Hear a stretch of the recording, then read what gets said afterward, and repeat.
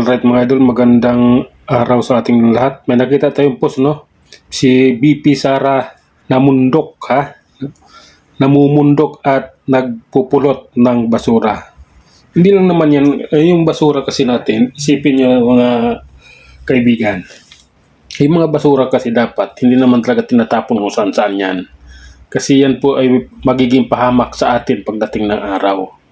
Kaya tama lang yung ginawa nila ni BP Sara. Yung may lugar silang pinuntahan at yun, namulot sila ng basura. Hindi lang naman siya mag-isa, marami sila.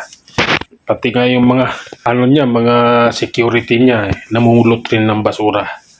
May mga kasama siyang mga taga doon sa lugar ng pinuntahan nila. Okay lang yan, yung ginagawa nila. Iniikot niya yung buong Pilipinas. Hindi lang yung ginagawa niya. Buong Pilipinas yung iniikot niya kung saan-saan siya nakarating. Pati sa ibang bansa, di ba? Umiikot siya. Inaalam niya kung anong nangyayari. Pinupuntahan niya. Tinitingnan niya kung anong nararapat gawin sa lugar na yon. At siyempre, namimigay din siya ng tulong. Yung kaya lang niya. Dahil yung budget nga niya sa kanyang opisina ay maliit lang.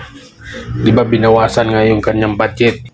Yung kanyang, hindi niya lahat na bibigyan. Pero ganun pa man, yung mga ginagawa niya ay para sa kalikasan. Namulot ng basura, nagtatanim ng mga punong kahoy. Yun, iniikot niya yun. Ginagawa niya yun. Ngayon, ginagawang issue nitong mga loyalist, no? Yung mga vlogger ng mga tanga. Yung mga vlogger ng adik. Ginagawan lang issue yan kung ano-anong pinagagawa nila, kung anong pinagpupost nila. Kaysa walang kwenta, kasi kahit saan lang napunta. Yung mga ginagawa ni BP Sara, kaya niya yan ginagawa dahil mayroon siyang dahilan.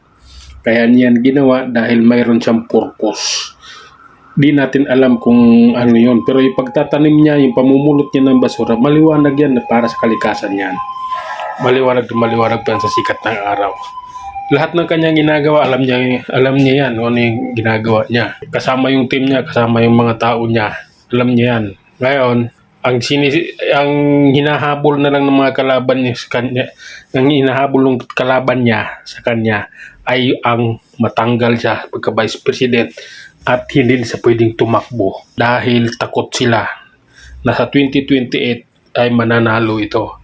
Kaya kung ano-ano ang inaano nila, kaso ang naisip nila, di ba? Nitong next month sasampan nila ng impeachment dito kasi isang taon na yung di ba? Impeachment na sinampan nila noon. Ngayon, next month, hahabulin nila. Yung confidential funds na naman ulit ng 126 million. Pero yung nagnakaw ng billion o trillion, hindi niya hindi nila pinapanagot. Gusto lang nila mapanagot yung 125 million. Nakakahiya ang Pilipinas natin ngayon. Medyo wala na tayo. Ang piso kontra dollar, masyado nang malaki ang tinaas. Kaya tumaas na yung dollar, bagsak yung piso natin. Yung mga may pera na, may mga OFW, ang malaki kinikita ngayon. Pero yung mga dito, wala. Lubog tayo. Yun lang muna mga idol, hanggang sa muli. Maraming salamat.